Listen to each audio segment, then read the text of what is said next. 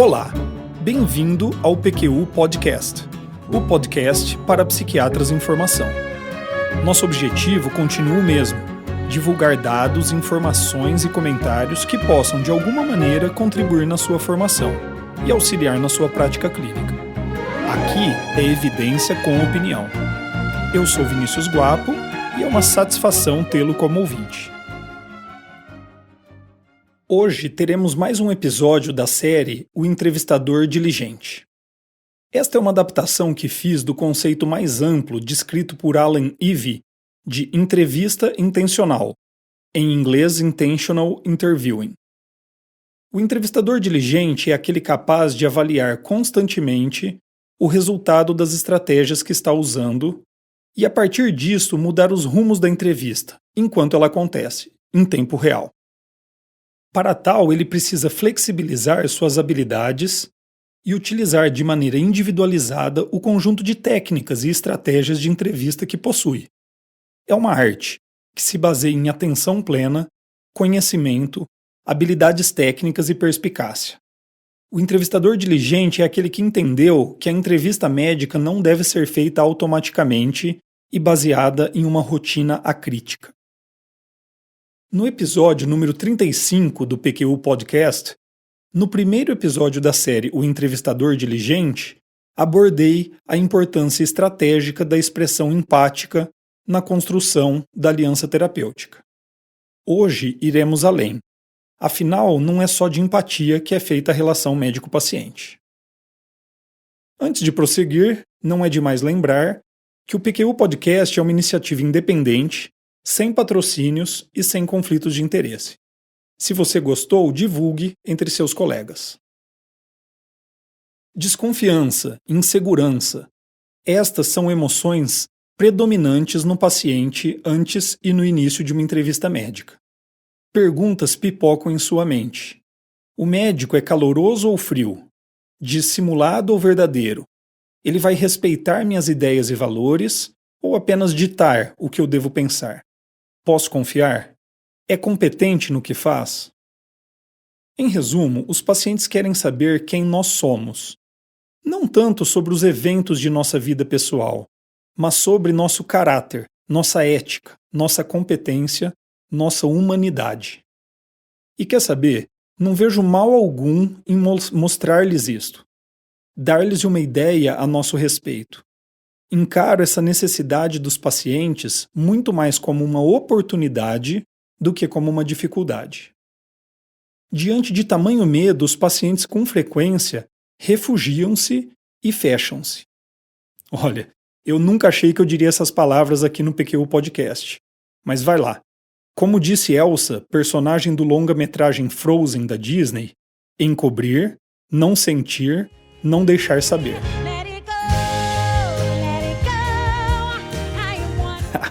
Tá certo, Breno, boa. Podem rir, mas finalmente eu posso chegar em casa e mostrar para as minhas filhas o que eu faço quando saio aos sábados de manhã para gravar podcast. Luísa, Giovana, gostaram?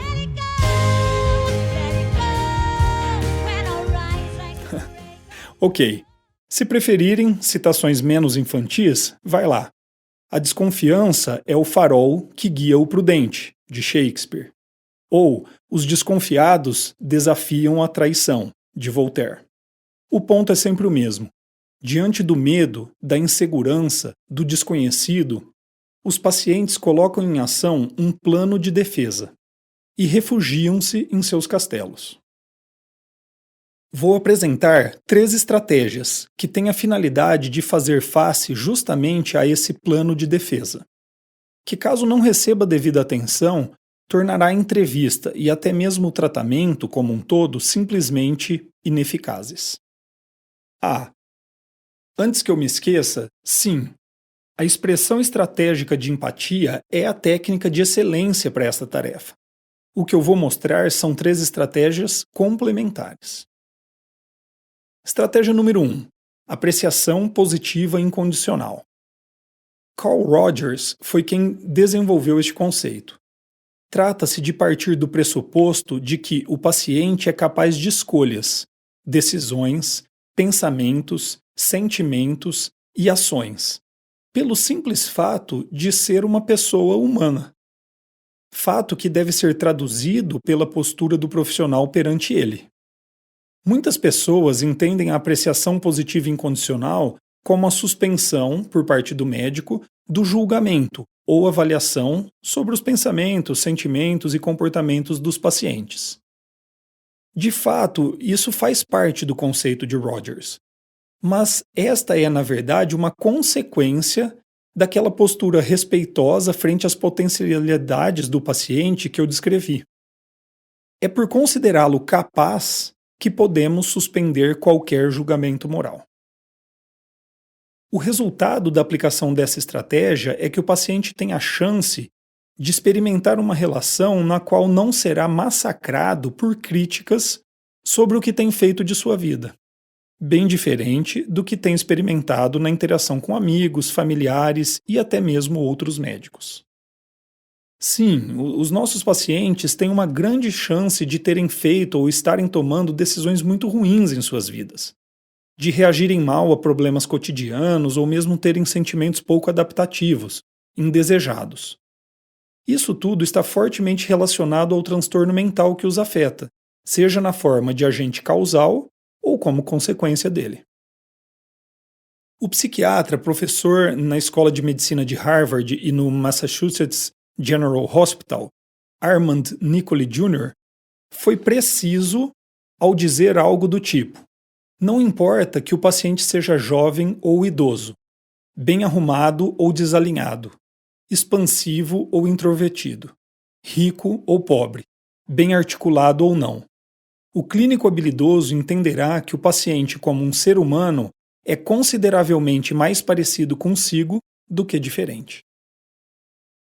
Bom, mas então, como praticar e executar a apreciação positiva incondicional?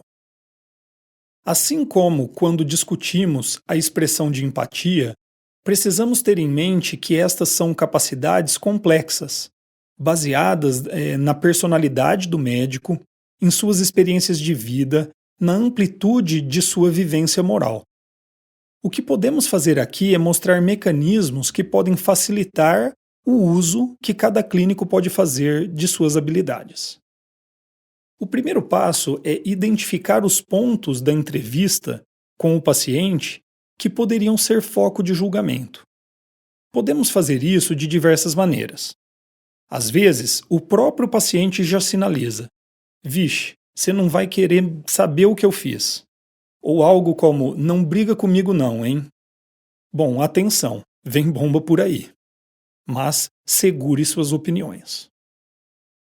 Outra maneira é monitorar tópicos que frequentemente e até intuitivamente despertam reações críticas, como, por exemplo, o uso de drogas, um lapso no plano de ficar sem bebida alcoólica, reações impulsivas de maneira geral por parte do paciente, ideação suicida ou tentativas de suicídio, má adesão ao tratamento, e por aí vai. E ainda investigar se há tópicos que cada um de nós recorrentemente evitamos com nossos pacientes.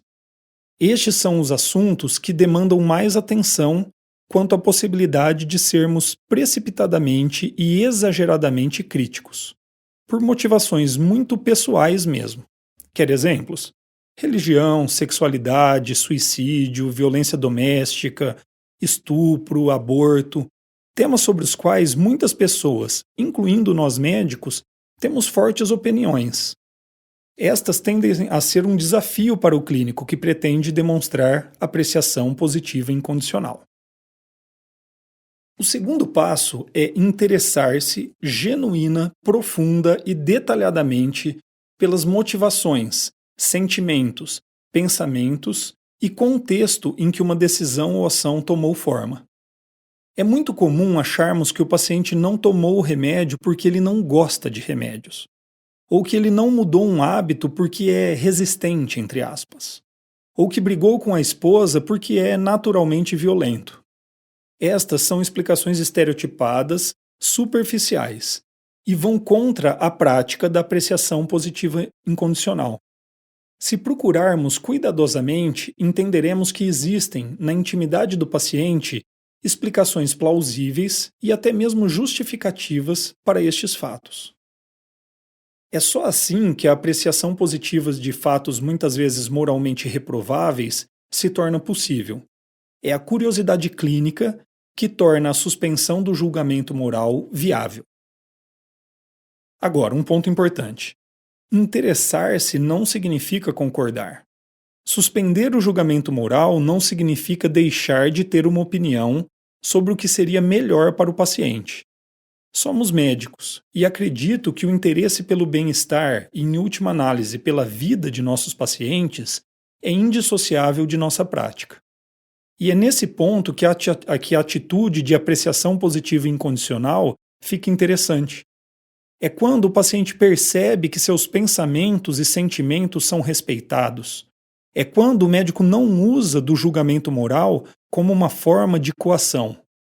E quando há um interesse genuíno em entender suas motivações, que o paciente se mostra mais aberto a escutar a opinião do médico e considerá-la como uma alternativa a mais às que ele já traz consigo. Este é o momento para o último passo dessa estratégia, a expressão respeitosa de uma opinião sobre a situação do paciente.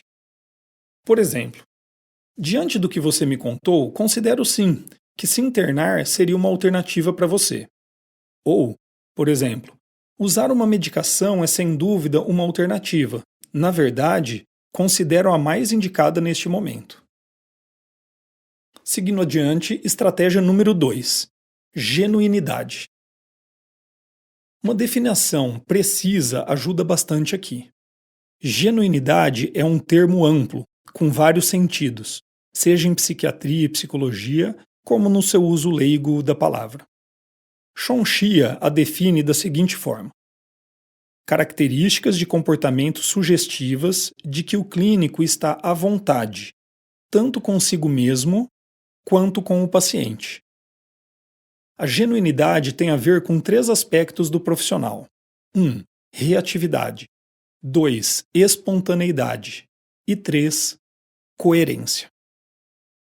Um bom teste para a reatividade do clínico, assim como uma demonstração dos efeitos danosos no paciente da falta dessa característica, é quando o médico se vê diante de uma expressão espontânea de humor por parte do paciente.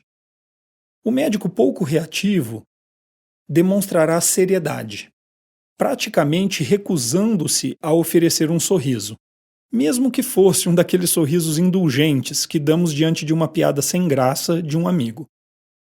Evidentemente, assim como em uma ocasião social qualquer, o paciente reagirá com desconforto e aumento da ansiedade.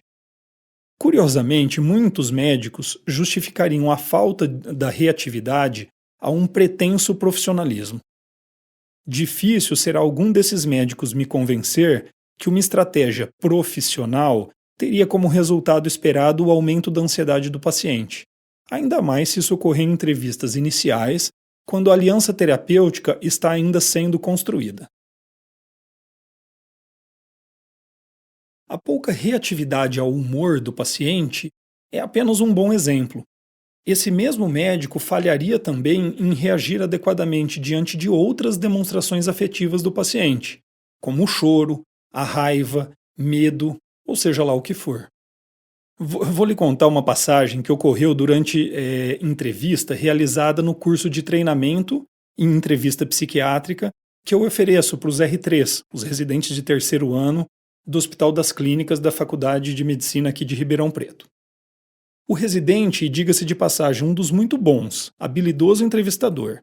Ele conduzia uma primeira avaliação de um senhor de mais ou menos 60 ou 70 anos, com um quadro depressivo grave, e que estava muito desconfortável na posição ali de paciente psiquiátrico. Ficou claro ao longo da entrevista que o paciente se envergonhava por estar sofrendo de depressão. Logo ele, que lutou tanto na vida para criar os filhos com retidão e decência, oferecer estudos e garantir um futuro para eles. Pois esse era o clima quando o residente perguntou ao paciente qual era o trabalho dele. O paciente logo respondeu que hoje em dia tinha uma empresa de prestação de serviço em construções, mas que no passado, e agora o paciente já tinha um discreto sorriso no rosto, ele havia sido jogador de futebol profissional. E havia jogado, veja bem, no Botafogo de Ribeirão Preto. Bom, literalmente a bola estava colocada na marca do pênalti. E o que o residente fez? Seguiu adiante, com uma pergunta completamente irrelevante. Não, não é isso que se faz. Quando alguém te conta que foi jogador de futebol, ainda mais quando tudo o que este alguém está precisando é falar um pouco de suas qualidades e não de seus problemas, você reage com interesse. Qual era a sua posição? Ganhou campeonatos? Jogou na mesma época que o Sócrates? Participou de algum come-fogo, o clássico ribeirão pretano? Bom, nem preciso contar o quanto esse paciente ficou murcho na nossa frente, diante da reação do médico. E o que faltou a esse residente? Reatividade. Bem como também familiaridade com o processo da entrevista, que o deixasse à vontade para reagir de maneira mais adequada. Talvez também um certo senso de oportunidade que lhe mostrasse a importância da sua reação naquele momento específico. Você acha que eu estou exagerando? Imagine então o seguinte, que você esteja em uma reunião social, conhece poucas pessoas e tente se entrosar. Alguém no grupo de pessoas com quem você conversa demonstra algum interesse por você e pergunta o que você faz. Você diz, eu sou médico. E a resposta é, ah tá. Quer dizer, o interesse não foi suficiente nem mesmo para te perguntar sua especialidade. Entendeu? Bom, o segundo ingrediente para a genuinidade clínica é a espontaneidade. Para a prática da espontaneidade, a temperança é a virtude principal. O jovem clínico precisa fugir das amarras do mito da neutralidade terapêutica, mas também evitar uma espontaneidade exagerada. Eu vou explicar melhor. Não quero nem poderia colocar em xeque o conceito psicanalítico de neutralidade clínica. Apenas quero apontar que muitas vezes este conceito tem sido usado de maneira distorcida e principalmente fora de hora e de contexto. Primeiro, que tal contexto não deveria ser encarado como uma amarra definitiva contra a espontaneidade do clínico. Pelo contrário, sempre que eu recebi explicações de experientes psicanalistas a respeito deste conceito, entendi que cabe sim, ao menos alguma reatividade do terapeuta em relação ao paciente.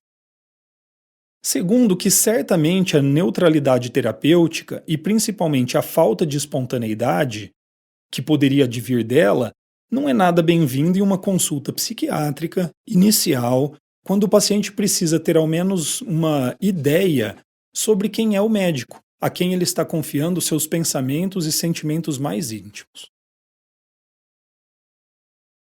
Por outro lado, é evidente que a prática adequada da espontaneidade não pode ser uma carta branca para o médico compartilhar com o paciente qualquer coisa que venha à sua mente.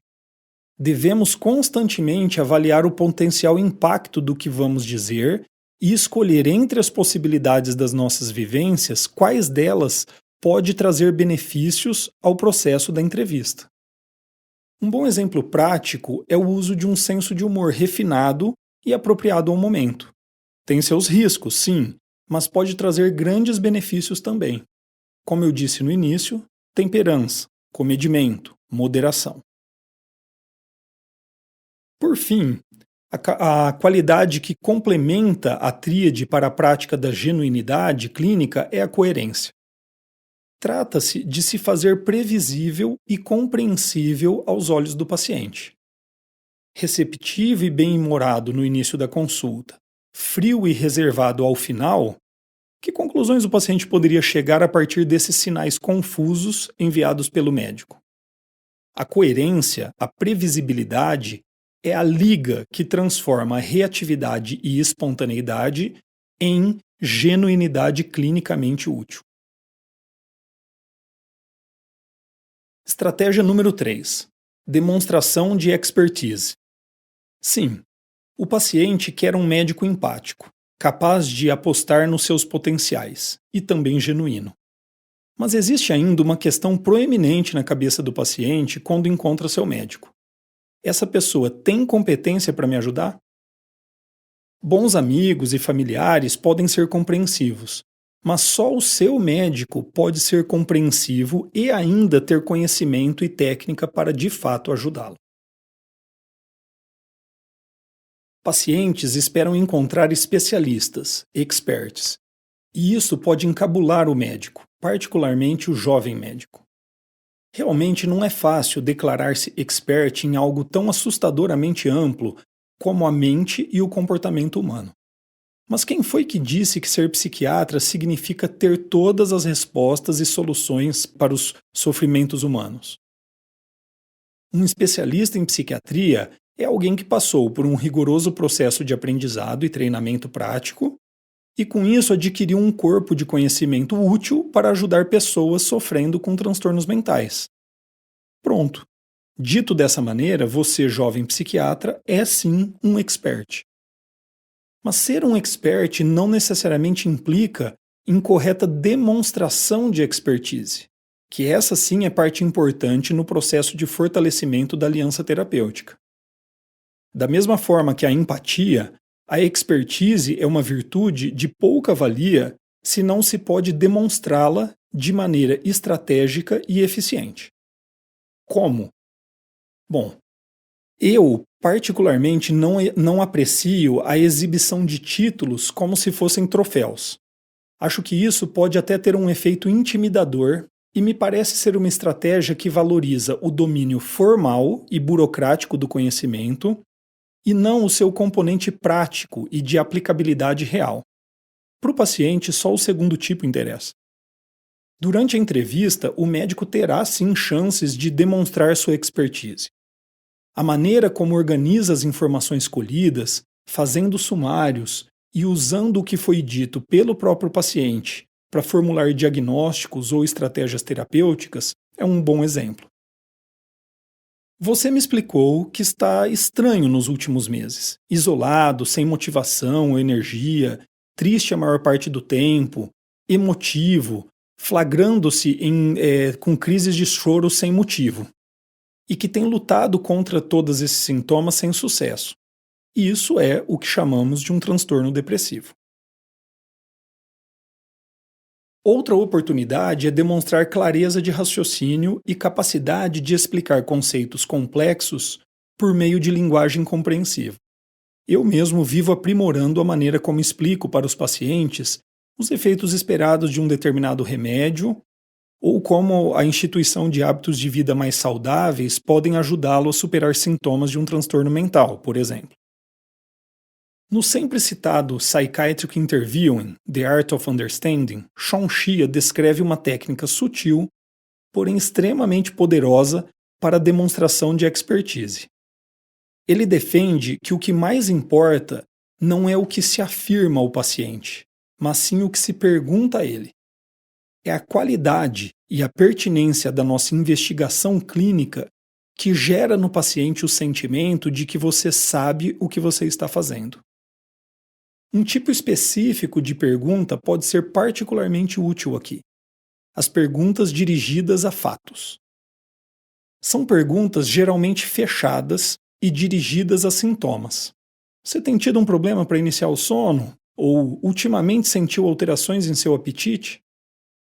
Mas ditas assim, pode parecer difícil entender como elas podem ter tanto impacto no paciente. Timing é a resposta. Acompanhe o seguinte diálogo. O paciente diz: Doutor, estou mesmo muito deprimido. Além disso, me preocupo demais com o que não deveria. E o médico responde: Você sabe, pessoas com depressão com alguma frequência podem sofrer com pensamentos repetitivos, difíceis de serem tirados da cabeça e de alguma forma até estranhos. Isso tem acontecido com você?